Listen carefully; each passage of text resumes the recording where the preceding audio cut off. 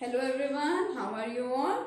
हम लोग structure of atom में डिस्कशन कर रहे थे अपने फंडामेंटल पार्टिकल्स की डिस्कवरी का। तीनों फंडामेंटल पार्टिकल्स की डिस्कवरी हम स्टडी कर चुके हैं और दो मॉडल्स भी हम स्टडी कर चुके हैं, Thomson's model of atom and Rutherford's model of atom. And you know very well that Rutherford's model of atom led to the discovery of the nucleus. उसके बाद छोटी छोटी terms like atomic number, mass number, number of electrons, protons, neutrons किस तरीके से find out किए जाते हैं, isotopes, isobars, isotones and isoelectronic species क्या होती हैं, ये भी हम लोगों ने स्टडी की थी लास्ट वीडियो में। और अब देखिए दो मॉडल क्योंकि हम लोग स्टडी कर चुके हैं और आप सभी को पता है कि तीन मॉडल बहुत इंपॉर्टेंट है जो हम पढ़ते हैं। एक और मॉडल है that is boards model of atom, लेकिन उसको पढ़ने से पहले हमारे पास में कुछ थ्योरीज थी और कुछ मेन पॉइंट्स थे। एक्चुअल में इन्हीं थ्योरीज को देखते हुए ही पता चला कि जो रदरफोर्ड्स मॉडल है वो इन सबको एक्सप्लेन करने में मतलब वो इन सबको एक्सप्लेन नहीं कर सका था और उसके लिए एक नए मॉडल की रिक्वायरमेंट थी। तब हमारा जो नेक्स्ट मॉडल है बोर्ड्स मॉडल वो आया था। तो उससे पहले हमें कुछ मेन थ्योरीज को, इससे रिलेटेड कुछ टर्म्स है हमारे पास, कुछ न्यूमेरिकल्स है हमारे पास, तो ये हमें पहले अच्छे से स्टडी करना है। देखिए हमारी थ्योरी क्या है, wave nature of electromagnetic radiations. जो रेडिएशंस है इलेक्ट्रोमैग्नेटिक रेडिएशंस, अब मैं आपको बताऊंगी इन पॉइंट्स में ही इसका आंसर है कि इनको इलेक्ट्रोमैग्नेटिक रेडिएशंस क्यों बोला जाता है। कि रेज है हमारे पास में, रेडिएशंस हैं, उनकी वेव नेचर को स्टडी करना, मतलब कि आइडेंटिफाई करना कि जो रेज होती हैं, जैसे मान लीजिए सन से रेज आ रही हैं, ठीक है, तो हम क्या बोलते हैं, रेज हैं या क्या बोलते हैं, रेडिएशंस हैं। तो रेडिएशंस का एक्चुअल में क्या होता है, वेव नेचर होता है। इसी को एक्सप्लेन करने के लिए ये थ्योरी है और इसका दूसरा नाम, इस थ्योरी को क्या बोला जाता है, इलेक्ट्रोमैग्नेटिक वेव थ्योरी। वेव की electromagnetic theory, electromagnetic wave theory. और इस थ्योरी को दिया किसने था, जेम्स मैक्सवेल ने दिया था 1864 में। तो देखिए it was given by James clerk Maxwell in 1864 and I hope आप लोग साथ साथ में इसको नोट डाउन करेंगे अच्छे से, ठीक है, और इसको अच्छे से देख लेंगे क्या कंसेप्ट है, इसको अच्छे से समझेंगे। इस थ्योरी के मेन पोस्टुलेट्स देखिए क्या हैं। फर्स्ट पॉइंट क्या कहता है कि हमारे पास कोई सोर्स है, उस सोर्स में से कंटिन्यूअसली क्या होती है, एनर्जी एमिट होती रहती है। कि आपके पास सपोज एक सोर्स है, आपके पास एक बल्ब है, ठीक है, उसमें से आप इलेक्ट्रिक करंट पास कर रहे हैं और उसमें से कंटिन्यूअसली क्या हो रही है, एनर्जी एमिट होती जा रही है और वो एनर्जी एमिट होती है रेडिएशंस की फॉर्म में। रेडिएशंस ही आपको क्या मिलेंगी, रेडिएशंस ही आप क्या करेंगे, ऑब्जर्व करेंगे। और ये जो एनर्जी है, इस एनर्जी को भी एक नाम दे दिया गया, it is known as the radiant energy. क्या है रेडिएंट एनर्जी, कि किसी सोर्स में से कंटिन्यूअसली जो एनर्जी एमिट होती है और वो एनर्जी एमिट होगी रेडिएशंस की फॉर्म में, उसे क्या बोला जाएगा, रेडिएंट एनर्जी। अच्छे से देखिए इस चीज को, suppose we have a bulb, ठीक है, बल्ब फिलामेंट हमारे पास प्रेजेंट है, इलेक्ट्रिक करंट उसमें पास करवा दिया गया है और क्या हुआ, वहां से रेडिएशंस की फॉर्मेशन हो रही है। एक्चुअल में वहां से एनर्जी रिलीज हो रही है, एनर्जी की वहां पे फॉर्मेशन हुई है और एनर्जी रिलीज होती है रेडिएशंस की फॉर्म में और उसी एनर्जी को हम क्या बोल रहे हैं, रेडिएंट एनर्जी बोल रहे हैं, ठीक है। तो energy is emitted from any source continuously, और वो कंटिन्यूअसली होता रहता है, ऐसा नहीं है थोड़ी सी इमिट हुई फिर रुक गई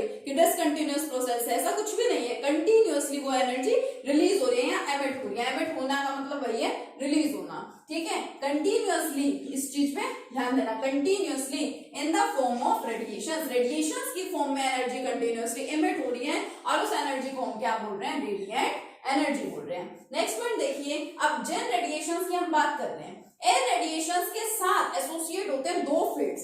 इन रेडिएशंस के साथ दो फील्ड्स भी एसोसिएट हैं, electric field and magnetic field. और इलेक्ट्रिक और मैग्नेटिक फील्ड दोनों का डायरेक्शन क्या है, एक दूसरे के परपेंडिकुलर है, एक दूसरे के परपेंडिकुलर वो क्या कर रहे हैं, ऑक्सीलेट कर रहे हैं। और इसके साथ साथ जो डायरेक्शन है रेडिएशंस के प्रोपेगेट करने का, उस डायरेक्शन के भी ये क्या है, परपेंडिकुलर है। So these radiations consist of electric and magnetic field oscillating perpendicular to each other। इस पॉइंट को बहुत अच्छे से याद रखिए कि रेडिएशंस में क्या कंसिस्ट होता है, क्या इनके साथ एसोसिएट होता है, इलेक्ट्रिक और मैग्नेटिक फील्ड, और दोनों का डायरेक्शन कैसा है, एक दूसरे से परपेंडिकुलर है। और इसके साथ साथ जो रेडिएशंस की प्रोपेगेशन का डायरेक्शन है, जिस डायरेक्शन में रेडिएशंस प्रोपेगेट कर रही है, मींस ट्रैवल कर रही है, उसके भी ये क्या रहेगी, दोनों के दोनों फैक्टर्स जो दोनों फील्ड्स हैं वो क्या रहेंगे, उसके भी परपेंडिकुलर रहेंगे।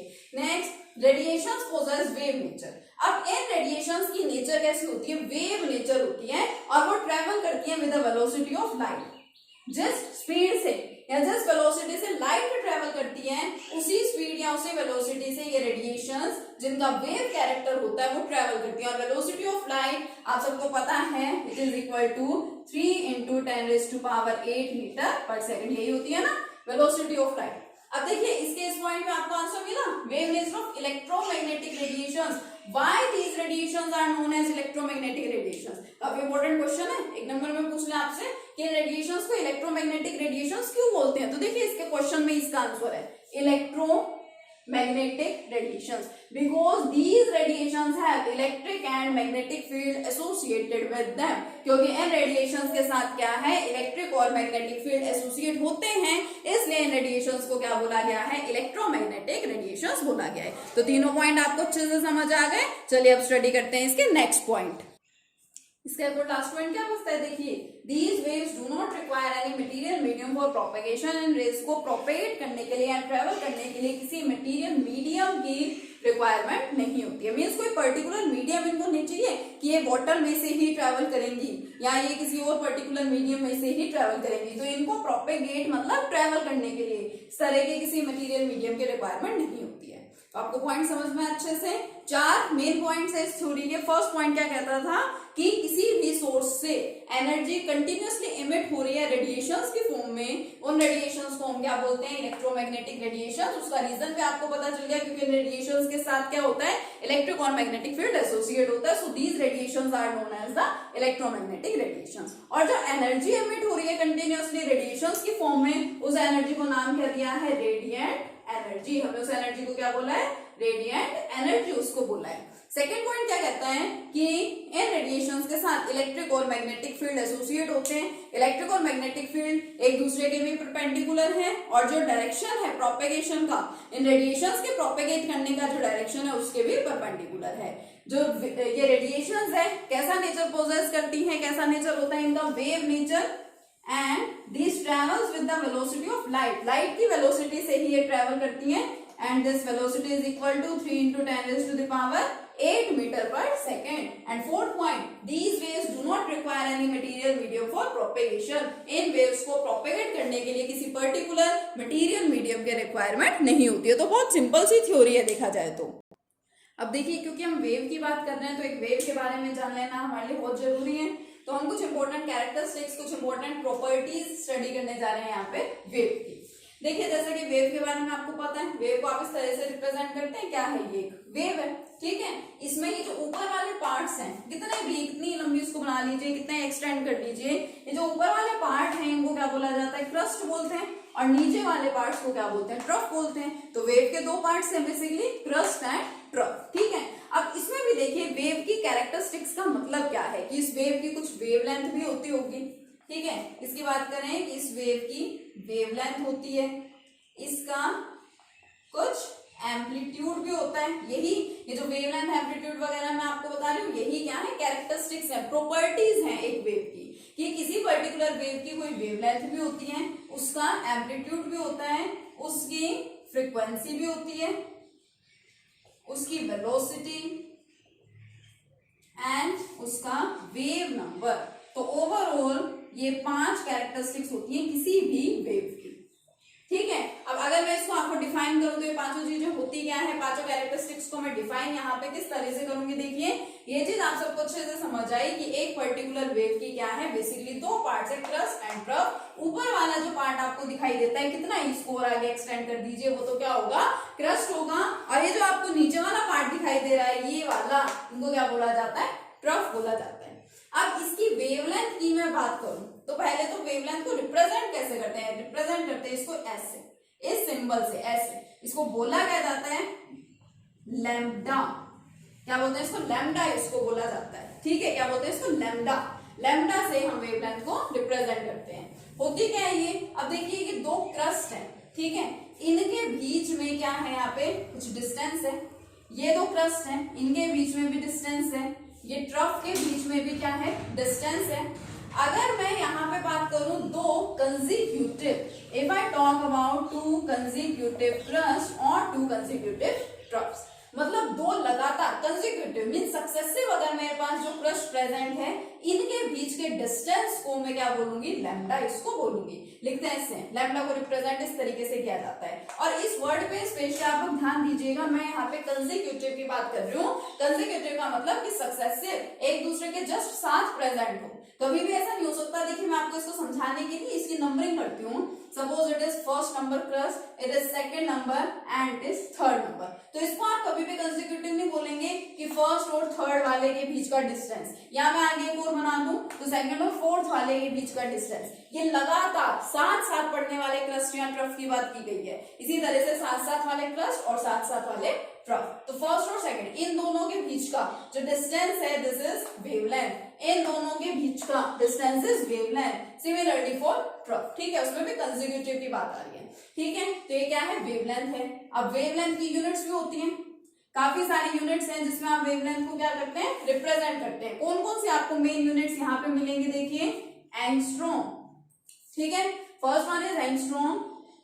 नैनोमीटर आपको मिल सकती है, पिकोमीटर आपको मिल सकती है। न्यूमेरिकल्स में आपको इनके ऊपर बहुत सारे न्यूमेरिकल्स होते हैं, एग्जाम में भी पूछे जाते हैं, काफी इंपॉर्टेंट है। ठीक है, तो इस तरह से क्या है, ये सारे आपको यूनिट्स मिल सकती हैं। और न्यूमेरिकल्स में आपको इनमें से जो भी यूनिट गिवन होगी, first of all you have to convert that unit into metre. Metre ही आपकी बेसिक यूनिट है। ठीक है, तो क्या करेंगे, इनमें से जो भी आपको यूनिट गिवन है फर्स्ट ऑफ ऑल आप उस यूनिट को मीटर के अंदर कन्वर्ट करेंगे। रिलेशन में आपको इसके बारे में पहले भी बता चुकी हूँ कि एंगस्ट्रॉम में, मीटर में, नैनोमीटर में और मीटर में, और पिकोमीटर और मीटर में क्या रिलेशन है, ये मैं आपको पहले भी बता चुकी हूँ। वापस से देख लीजिए, 1 angstrom is equal to 10⁻⁻10 meter. 1 nanometer is equal to 10⁻⁹ meter and 1 picometer is equal to 10⁻⁻12 meter. तो ध्यान रखिए पहले तो कि वेवलेंथ होती क्या है, the distance between two consecutive या कंसेक्यूटिव क्रस्ट और trough is known as the wavelength represented by lambda and its units may be angstrom, nanometer and picometer, and first of all we have to convert these units into meter। Meter में उसको convert करें, 1 angstrom equal to 10⁻⁻10 meter, nanometer is equal to 10⁻⁹ meter, and 1 picometer is equal to 10⁻⁻12 meter। तो wavelength आपको अच्छे से समझ आ गई। Next पे आ जाते हैं, नेक्स्ट वन इज एम्पलीट्यूड। देखिए अब अगर बात करूं मैं इसकी सेकंड कैरेक्टरिस्टिक की, तो second one is the amplitude. Crust और ट्रफ के बारे में आपको अच्छे से पता चल गया, दो कंसेक्यूटिव क्रस्ट और ट्रफ के बीच की डिस्टेंस तो क्या है, वेवलेंथ है। लेकिन आप ये देखिए, हर एक क्रस्ट की कुछ ना कुछ क्या होती है, हाइट होती है, और इसी तरह से हर एक ट्रफ की क्या होती है, डेप्थ होती है। इसकी हम हाइट तो बोल नहीं सकते क्योंकि नीचे को प्रेजेंट है, तो हर ट्रफ की क्या होती है, डेप्थ होती है। तो यही जो है क्रस्ट की हाइट या ट्रफ की depth, this is known as the amplitude. Amplitude क्या होता है, हाइट ऑफ क्रस्ट और depth of trough is known as the amplitude. और इस एम्पलीट्यूड को रिप्रेजेंट किससे किया जाता है, स्मॉल ए से रिप्रेजेंट किया जाता है। अभी तक मैंने आपको दो कैरेक्टरिस्टिक्स वेव की बताई हैं, वेवलेंथ एंड एम्पलीट्यूड। यस, अब देखिए एम्पलीट्यूड को रिप्रेजेंट किससे करना है, स्मॉल ए से, और इसको रिप्रेजेंट किससे, मतलब इसकी यूनिट क्या होती है, its unit is also metre.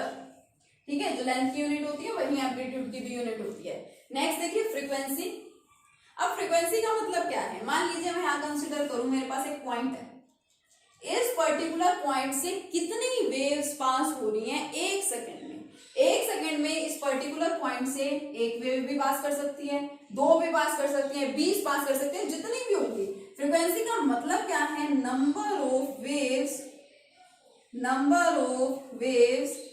Passing through a point, number of waves passing through a point in 1 second. यहाँ पे आपको रिस्ट्रिक्ट कर दिया गया कि एक सेकेंड में एक पॉइंट से कितनी नंबर ऑफ वेव्स यानी कितनी वेव्स पास होंगी, उसको बोला जाएगा उसकी frequency, and it is represented by new. इसको अच्छे से ध्यान दीजिए, ये होती है वी। वी का मतलब क्या होता है, वेलोसिटी। और इसको थोड़ा सा ऐसे कर्व सा कर दिया जाए ऊपर की साइड से, तो इसको क्या बोला जाता है, न्यू इसको बोला जाता है, न्यू। ठीक है, और किसकी रिप्रेजेंटेशन है, फ्रीक्वेंसी की, न्यू इसको बोलते हैं। ठीक है, तो ये फ्रीक्वेंसी हो गया। फ्रीक्वेंसी की यूनिट क्या होती है, unit of frequency hertz. Represent इसको simply capital H and Z इस तरह से करते हैं। ठीक है, हर्ट्ज, या इसकी और यूनिट भी होती है, 1 hertz is equal to 1 cycles per second. Cycles per second भी इसकी यूनिट होती है और सेकेंड इनवर्स भी इसको बोलते हैं कि एक सेकेंड में कितनी वेव्स पास करनी है, ठीक है, या पास हो रही है। वेलोसिटी का मतलब तो क्या होता है, डिस्टेंस ट्रेवल होता है। तो एक वेव एक सेकेंड में कितना डिस्टेंस ट्रेवल कर रही है वो उसकी वेलोसिटी है। तो distance travelled by wave, what is velocity, it is the distance travelled by wave in 1 second is called its velocity, represented by v, and its unit of velocity is meter per second। ये तो आपने पढ़ रखा है, ये तो बहुत easy है, ठीक है। ये पहले इनको अच्छे से देखिए। वेवलेंथ का मतलब क्या था, डिस्टेंस बिटवीन, नोट डाउन कर लीजिए इसको, distance between two consecutive crest और ट्रफ। ये तो क्या थी, वेवलेंथ थी ये, ठीक है। ये क्या है, वेवलेंथ, ठीक है। ये भी वेवलेंथ, इसी तरह से ये भी wavelength. And height of crust, ये हाइट या ये डेप्थ, ठीक है, दोनों क्या है, amplitude, is called amplitude. Frequency क्या है कि एक पॉइंट से कितनी वेव्स पास हो रही है एक सेकंड में, वो उसकी frequency. And distance travelled by wave in 1 second, एक सेकंड में वेव कितना डिस्टेंस ट्रेवल कर रही है वो उसकी क्या हो जाएगी, वेलोसिटी हो जाएगी। तो चार तो देखिए, ये आपके पास होगी प्रॉपर्टीज या कैरेक्टरिस्टिक्स वेव की। नेक्स्ट देखिए, मैंने आपको 5 बोली थी कि 5 इसकी प्रॉपर्टीज होती है, 5 कैरेक्टरिस्टिक्स हैं। फिफ्थ वन इज, कौन सी है, देखिए, fifth is wave number. Now what is wave number, it is represented by nu bar, ठीक है। फ्रीक्वेंसी को रिप्रेजेंट कर रहे हैं न्यू से, वेव नंबर को रिप्रेजेंट करेंगे न्यू बार से, and it is inverse of wavelength. Wavelength के इनवर्स को क्या बोला जाता है, उसका वेव नंबर, या आप बोल सकते हैं reciprocal of wavelength is known as the wave number, ठीक है। अब देखिए, वेवलेंथ की जो यूनिट है उसी बेस पे इसकी यूनिट आ जाएगी। वेवलेंथ की यूनिट अगर मीटर में है तो ये क्या हो जाएगी, मीटर इनवर्स। सेंटीमीटर में है तो क्या हो जाएगी, सेंटीमीटर इनवर्स। तो ये बहुत इंपॉर्टेंट टॉपिक है हमारे पास वेव का, और इसकी जो कैरेक्टरिस्टिक्स है बहुत ज्यादा इंपॉर्टेंट है। इससे रिलेटेड हमारे पास में न्यूमेरिकल्स भी काफी होते हैं, ठीक है। और इसी से रिलेटेड एक छोटा सा रिलेशन भी दिया गया है न्यूमेरिकल्स को सोल्व करने के लिए। बहुत इजी सा रिलेशन है, c is equal to nu lambda, यानी वेलोसिटी ऑफ लाइट। c से आप लोग इसको रिप्रेजेंट करते हैं, वेलोसिटी ऑफ लाइट को। Velocity of light is equal to nu का मतलब अभी आपको क्या होता है, फ्रीक्वेंसी, एंड लैम्डा मीन्स क्या होती है उसकी वेवलेंथ। तो इस रिलेशन का बहुत यूज होता है न्यूमेरिकल्स में, ये भी काफी इंपॉर्टेंट रिलेशन है। c is equal to nu lambda, ठीक है। तो आप इन सारी टर्म्स को अच्छे से स्टडी कीजिए, टॉपिक को स्टडी कीजिए अच्छे से। नेक्स्ट लेक्चर में हम करेंगे इन टॉपिक्स से रिलेटेड न्यूमेरिकल्स। तब तक के लिए कीप लर्निंग, थैंक यू।